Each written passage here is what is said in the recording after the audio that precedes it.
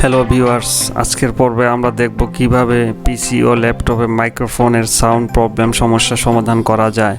সাধারণত আমরা মাইক্রোফোন কিনে এনে যখন পিসি ও ল্যাপটপে কানেক্ট করি তখন অনেক সময় পিসি ও ল্যাপটপের সাউন্ড রেকর্ডিং করলে সাউন্ড খুব অল্প শোনা যায়।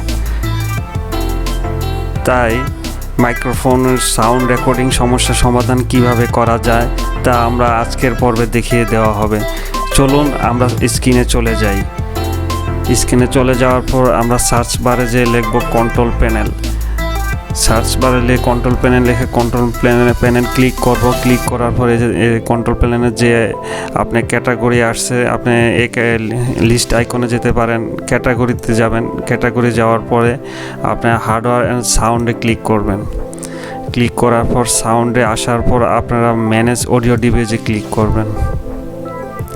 ম্যানেজ অডিও ডিভাইসে ক্লিক করার পর আপনার এরকম একটা অপশন আসবে। আসার পর আপনার রেকর্ডিংয়ে চলে যাবেন। রেকর্ডিংয়ে চলে যাওয়ার পর এরকম মাইক্রোফোনের একটা অপশন দেখা যাবে, সেটার উপর ডবল ক্লিক করবেন। ডবল ক্লিক করার পরে আপনাদের সেই লেভেলে চলে যাবেন। লেভেলে চলে যাওয়ার পর এরকম দুইটা অপশন আসবে। দুইটা অপশনে আপনার একটা হলো সাউন্ড বাড়ানো, আরেকটা হলো আপনার যে কথাটা বলবেন সেই সাউন্ডটা আপনার ভিতরে ইনপুট করবে। অনেক সময় দেখা যায় সাউন্ডটা আপনার সবচেয়ে লো নিচে থাকে, সেই জন্য অনেক সময় সাউন্ড অনেক সময় কম দেখা যায়। আপনার কি করবেন, সাউন্ডটা আপনার হাই করে দেবেন। হাই করে দিয়ে ওকে ক্লিক করবেন। ওকে ক্লিক করার পর এটা ওকে ক্লিক করবেন, খরচ দিয়ে বের হয়ে যাবেন। আপনার পিসি রিস্টার্ট দিবেন।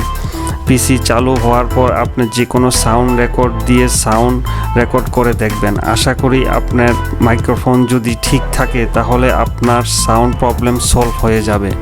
ভিউয়ার্স, এই ছিল আজকের পর্বে। আগামী পর্বে নতুন কিছু নিয়ে আবারও আপনাদের সামনে হাজির হব। সবাইকে ধন্যবাদ।